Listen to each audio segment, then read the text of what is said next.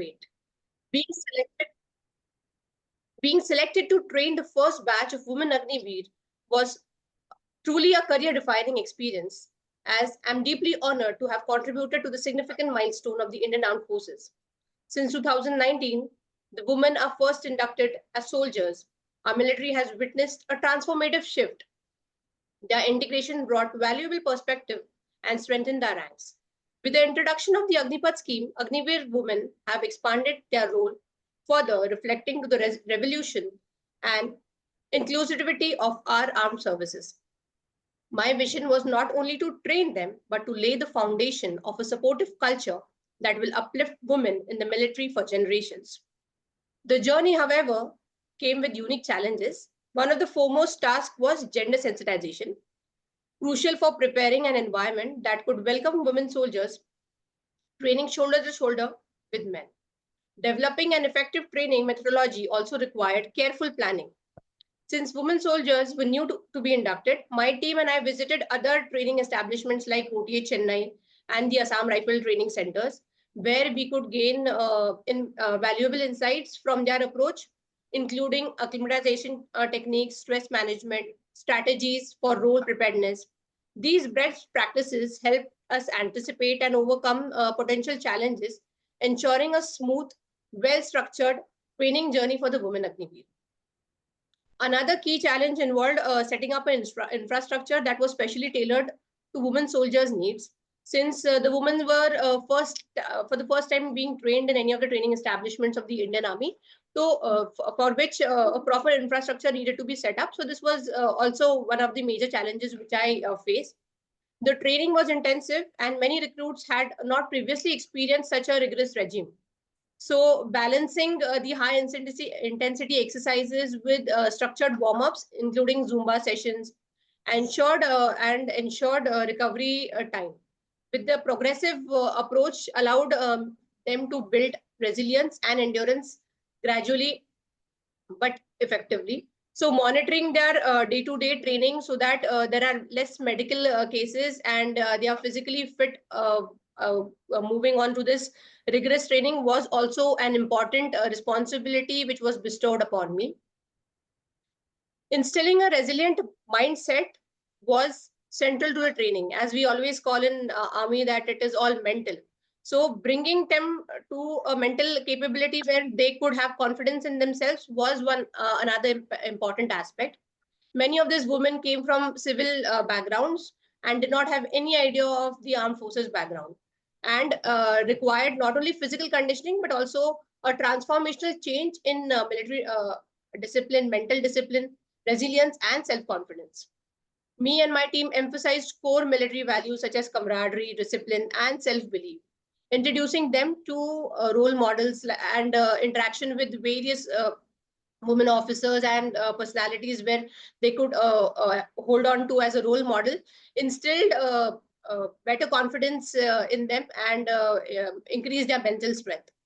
One of the most rewarding aspects of this experience was witnessing these young women grow into confident soldiers, ready to face any challenge.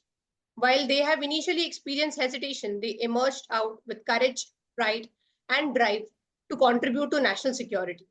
The success of this program has since inspired the Navy as well as the Air Force to initiate similar programs, with women sailors and airwomen now making strides in those services as well.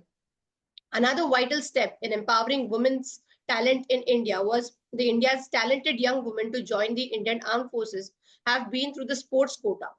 Legends like Neeraj Chopra, Milkha Singh, Murlikant Petkar brought pride to our nation through sports, but it was the army that honed their talent and supported them to reach this excellence.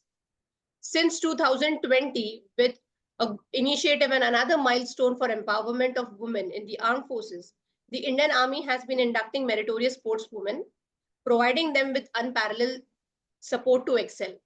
Till date, me and my team have inducted 12 outstanding sportswomen in the Indian Army, and it fills me with pride to witness their achievement.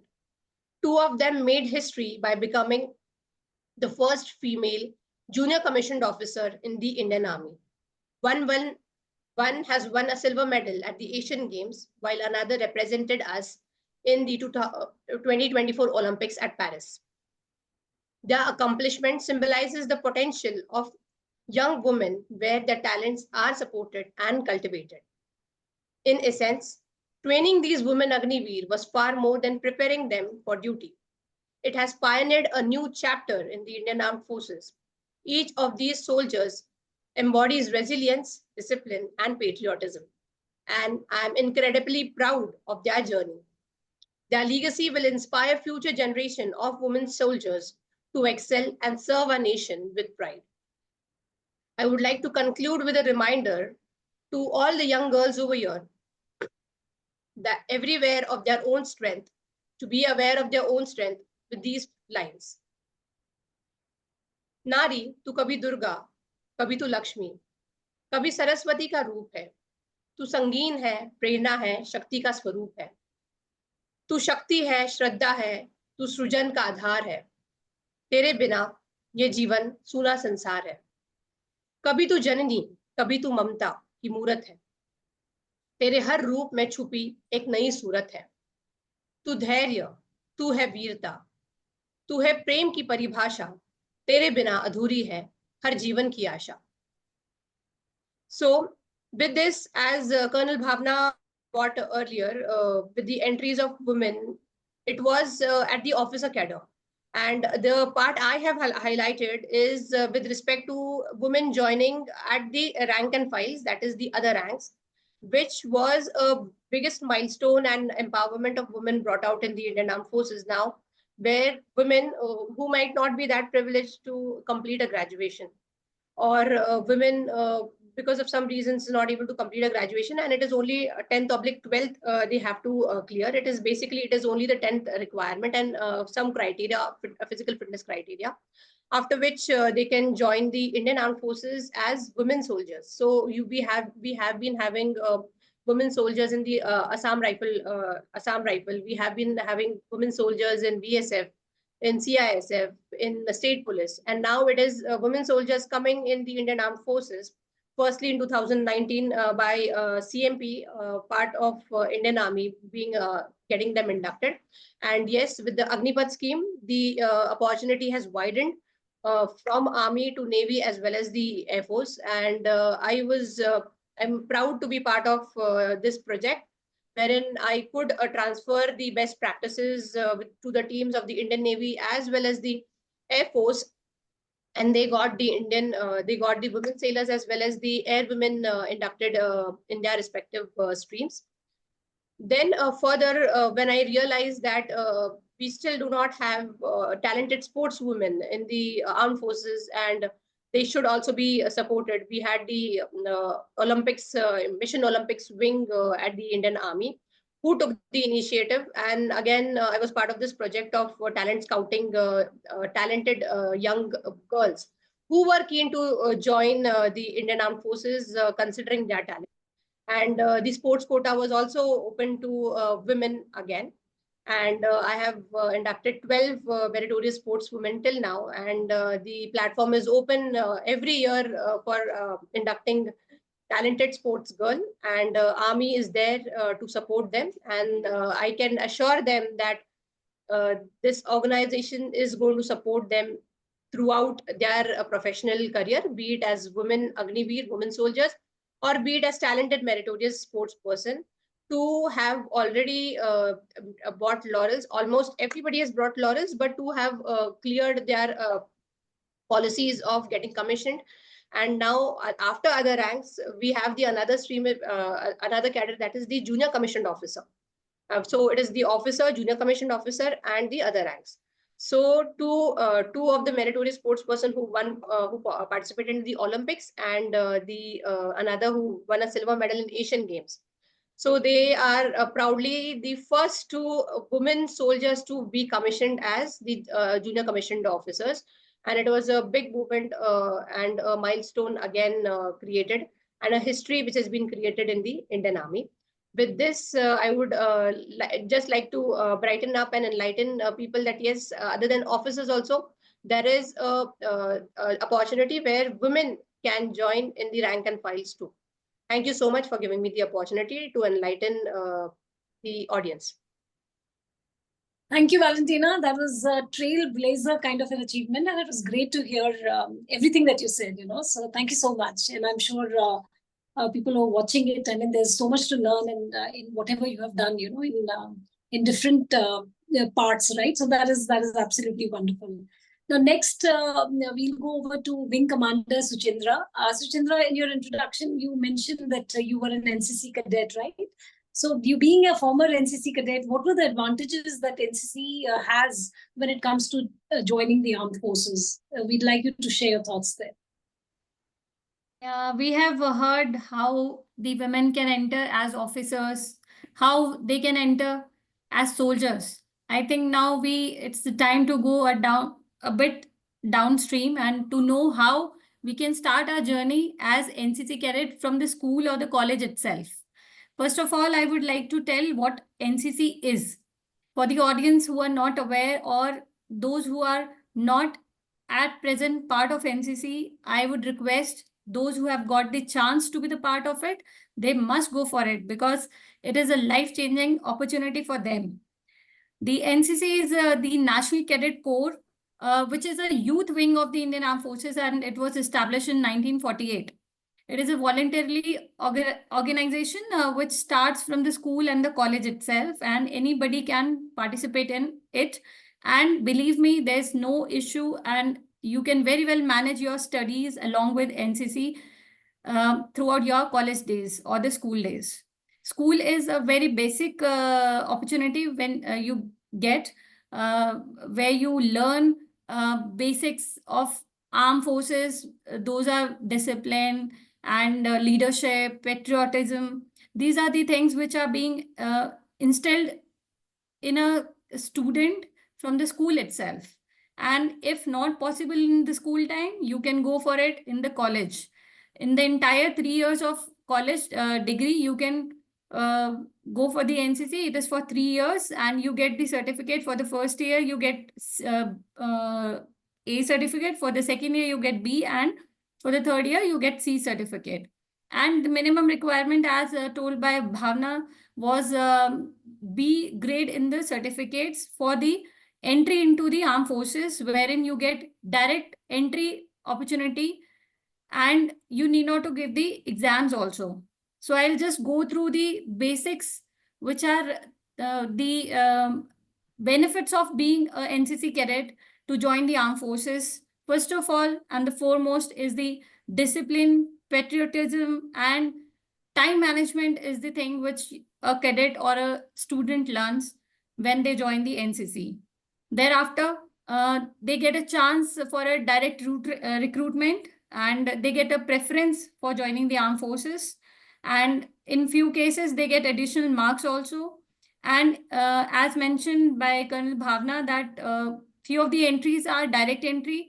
In all the three forces, they get to enter without the examination, which is a really tough examination. Only 0.9% out of the entire number get selected in the written examination, and this is the best opportunity which a NCC cadet gets, that they can go without the examination and directly go for the SSB, which is the Service Selection Board interviews. So this is the most important thing which NCC cadet get the benefit of.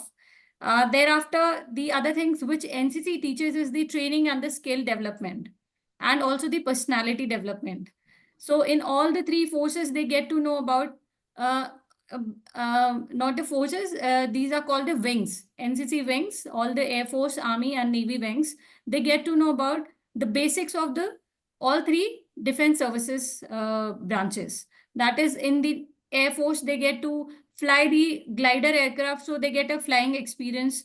In the Navy, they get to sail, and in Army, they go for jungle survival courses and map reading, etc., obstacle races. So they get a glimpse of what they are going to have in the armed forces, and because of that, they get disciplined. They get time. They can manage their time very well, and they learn a lot and just get prepared for the armed forces. So these are the basic things which they get once they are the NCC cadets. And I had the privilege of being the NCC cadet with A grade. I had the opportunity of being the captain of, or you can, the word which was used was the camp senior for 6 camps, wherein I learned a lot of lessons. I learned how to lead a team and go for the competitions. And there are lot many things which you learn when you lead a team. So, including the national camp, I was the camp senior, which gave me a confidence in myself, and because of which I could clear my SSB in first go itself. So these are the things which a student doesn't know, because they're not aware of the benefits of the NCC, and they take care of your self also. They give you uh, the coupons for food also. They train you. They give you time and limited time for the training, for balancing your studies. So these are the privileges and the benefits of the NCC which they get, and I'm very sure those who will listen, the girls which who will listen the benefits, they will go for it, and I will urge them that they should join NCC to get a glimpse of armed forces if they are really interested in it, and this will actually give them they can have a confidence in themselves to how to go outside in the world and handle themselves and lead the world, lead the people, which they are going to do in the armed forces also. Thank you for asking this question, and I am sure the audience who are listening, and the people who are listening, they will tell their children also to join NCC so that they can join the armed forces later and get all the benefits out of it. Thank you, Suchindra. I think that is very detailed, and I'm sure people, who are contemplating, I mean, students especially who are contemplating, whether to join the NCC I think after listening to you, they're surely going to go for it. So thank you for those insights. Next, I'd like to move to Major Jaya James. So Jaya, for you, the question is that, I'd like to understand as to how did Army experience shape you as an individual, as a person? And how did that eventually help you in building your career in corporate world? Because now you're in the corporate world handling various responsibilities there. So, it'll be great to hear your insights on that. Over to Jaya. Yeah, thanks, Vandana. So, I can definitely say that, no, even till today, no, I have no hesitation in saying that, no, whatever I am or what I have learned, no, about being a professional, I have learned it from the army. So, no, all the other panelists would definitely agree with me. Like, once we go into the different academies, the first thing that we learn or we are taught is, or any soldier is taught is, know that safety, honor, and welfare of our country comes first, always and every time. The honor, comfort, and safety of the man you command, comes next, and your own ease, comfort, and safety comes last, always and every time. So this value, no, I have imbibed in my personal life as well as my professional life, and no, I have stuck with it. And no, definitely, when we talk about no, any uniform forces, right, so the first thing comes to our mind is no, discipline. So we follow a disciplined routine when we are in the armed forces or any uniform force, I can say. And know that the disciplined routine has helped me to manage my time well and improve on my efficiency, be it physical activities, which help me to remain fit and boost my energy, whether it was work wherein I planned my day ahead, and with the effective task management, it helped me in prioritizing my tasks and avoided procrastination, right? So that was very helpful for me, and which I have continued even now, because uh, whatever I had learned, I am still continuing with it. Army also taught me to be courageous, right? Courage is not required, or bravery is not required only in the battlefield, but however, in our day to day no life also, or our work also, no, we need to be courageous. We need to take calculated risk and make informed and quick decisions, right, weighing the rewards and the no risks which are against it. So it helped me to make the best of the opportunities, by taking informed decisions. And in case of any crisis, right, crisis handling, no, I learned to bounce back from the adversities very quickly, and be strong in those situations. There were many no situations, or no, you can say, like when you are placed in remote locations, no there were a lot of the things where you were finding it difficult, so you had to be resourceful and adaptable, find solutions to problems, which were unthinkable, like when you are in difficult terrains, adapt to changes very quickly, and persevere towards your goals. Another important thing which I learned was to be accountable. So take responsibility of all the actions that you do. Take responsibility for the mistakes. Apologize at the same point of time and make amends.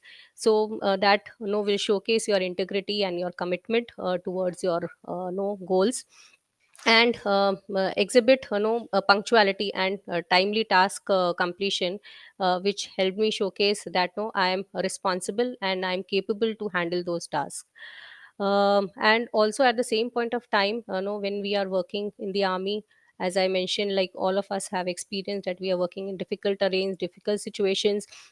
So definitely there were a lot of challenges that came our way, and we learned to embrace those challenges, right, and be proactive. So see those challenges as growth opportunities, learn from them, improve on those challenges or those situations, and reach a potential by facing those difficulties. And taking initiative, right, or being proactive becomes a habit. So you seek opportunity, and work out and collaborate and help others, and step out of your comfort zone, and you work towards the growth of the organization, and in turn you also grow as a person.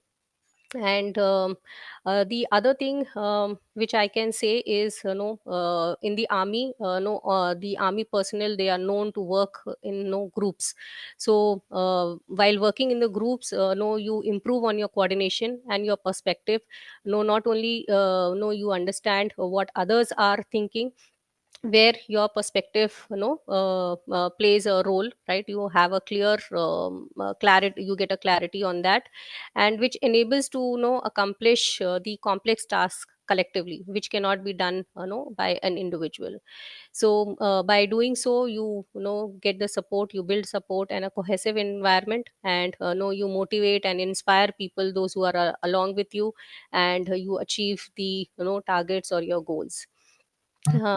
The other thing which I can say is, no, what army has taught me as a person is to be mentally tough to face any adverse kind of situation, any adverse conditions, any unpredictable situations, you can say. So it had helped me cultivate a positive attitude and focus on the positives rather than the negatives.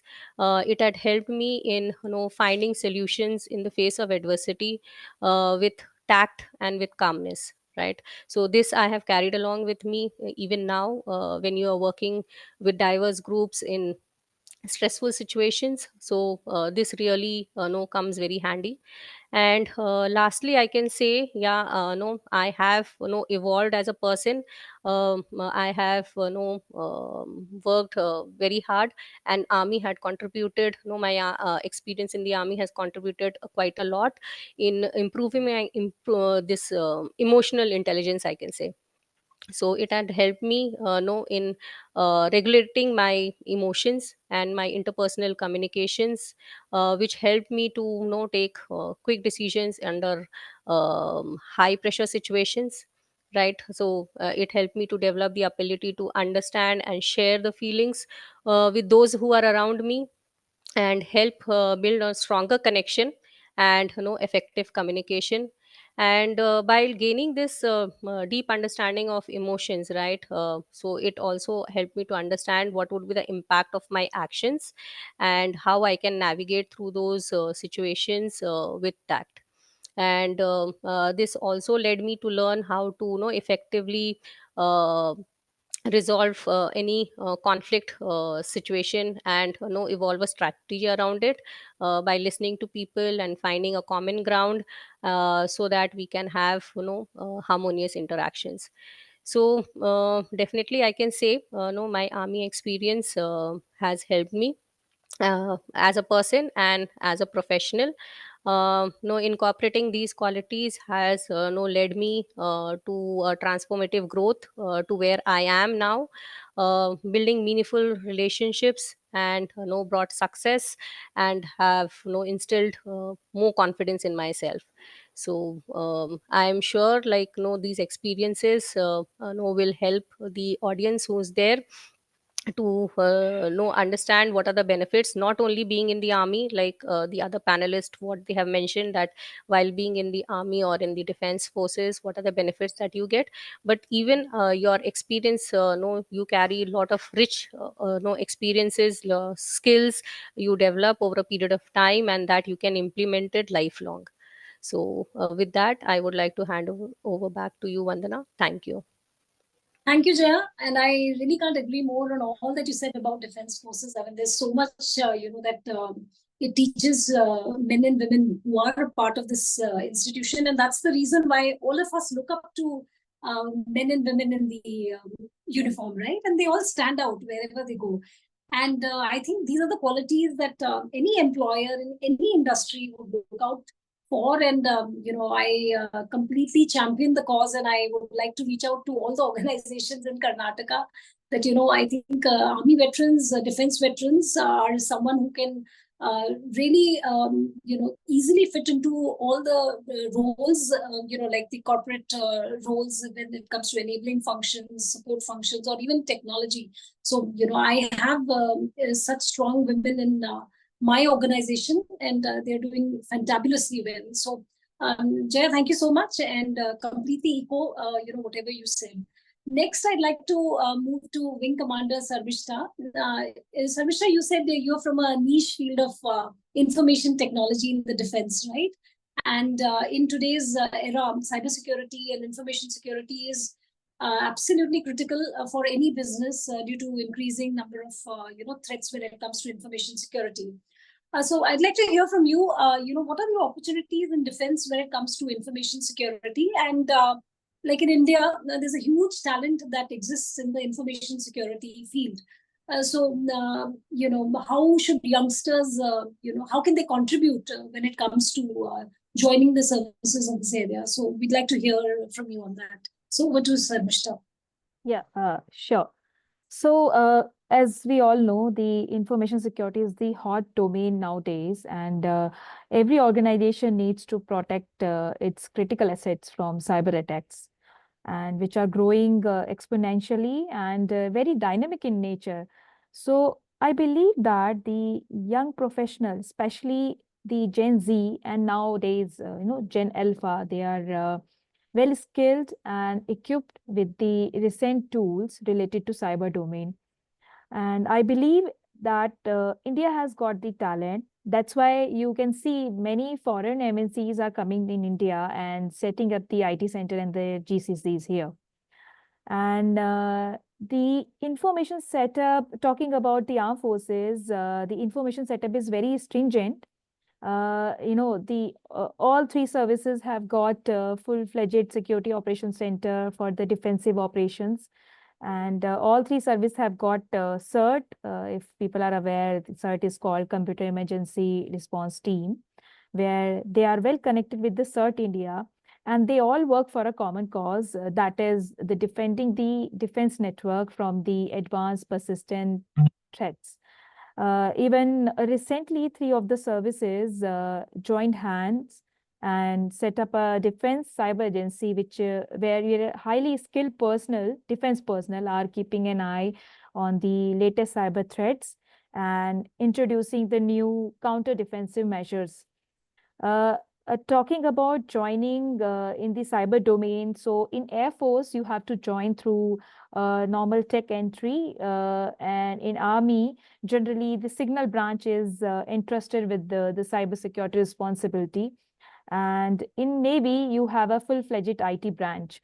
So that's how you can enter as a cyber warrior in defense. And, defense services are nowadays very keen to take such young and bright people. So if you have cyber acumen, then through these branches and core, you can become a cyber warrior in defense forces. apart from this, if you are a professional, probably the age is exceeded and you have bright ideas and solution for defense forces, then you may take up the innovative IDEX challenge, where there are a lot of challenges exist for the cyber domain, and where you can always showcase your solutions and the ideas. So there are plenty of opportunities for the youngsters, and definitely defense forces needs more cyber warriors to counter the latest threats. So thanks, Vanna, for asking this question. Yeah, thank you so much. So I think we've got inputs from all of you on what our young generation should do when it comes to thinking about joining the defense forces. So I think the bravest thing a woman can do is to stand up for herself and for the country, and you all have done that, right? To all the young women who are watching the show, remember that courage is not the absence of fear; it is basically the determination to face it. So any challenge in life, right, you encounter, you should always believe that it is an opportunity for you to grow stronger, more resilient, like all these brave women, they have exhibited in their journey. And just like all these veterans out here in the show today, you all have the power to rise above the obstacles. You should pursue your dreams, no matter how daunting they may seem, right? I hope all of you have benefited from this session, and I hope you all have benefited from all that they've shared today on this webinar.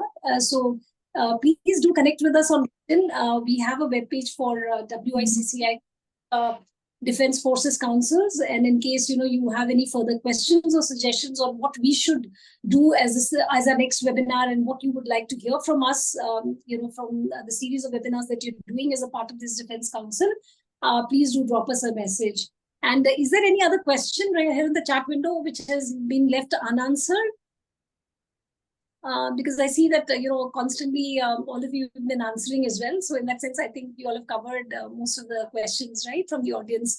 I have one question. So can I ask one question, please? Maybe any one of you can answer that.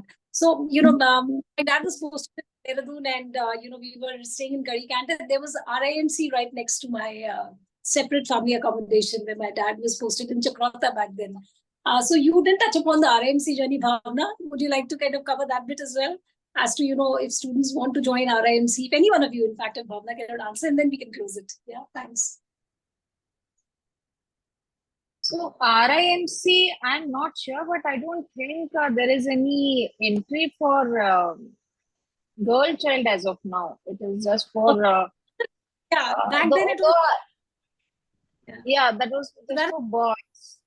Now so only the Science school is there. Of course, at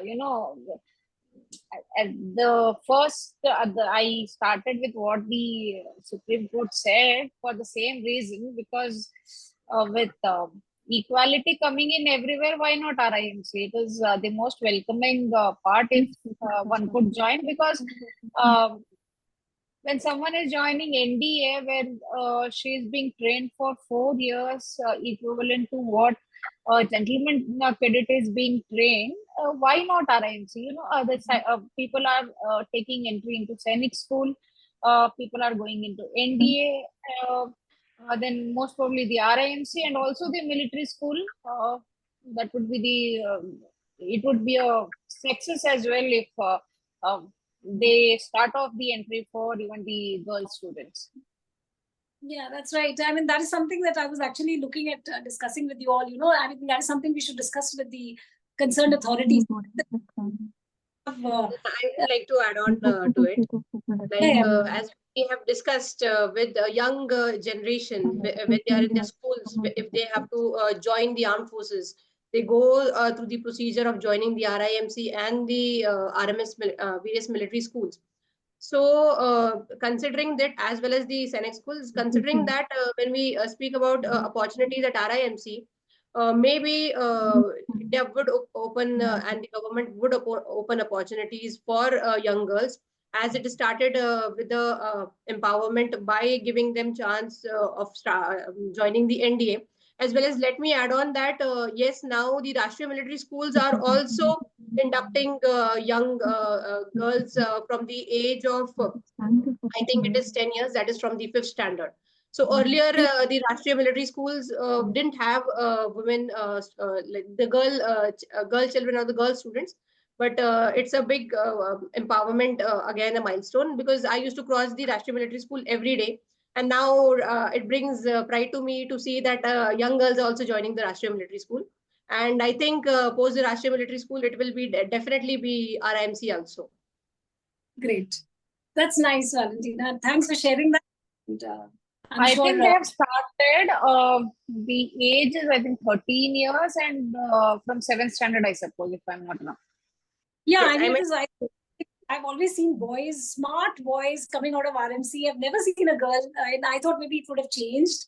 So that's the reason I thought. Next time you visit, you might be seeing them on, you'd be lucky enough to see them. Yes, I hope true. so. Yeah, great. Yeah, thank you so much. So I think with this we can close. Anyways, I think the meeting will stop now. We are over the time, and I look forward to our next webinar. Thanks everybody who's joined here today, and yeah, we'll also kind of host this recording on our the council's YouTube channel, and you can please share this recording to all the students that you know in your network. You know, may not have been able to join today, but definitely can benefit from this webinar. Thank you, everyone. Thank you so much for your time. Bye-bye. Thank you so much, Thank everybody. you. Thank you. Thank you. Thank you so much.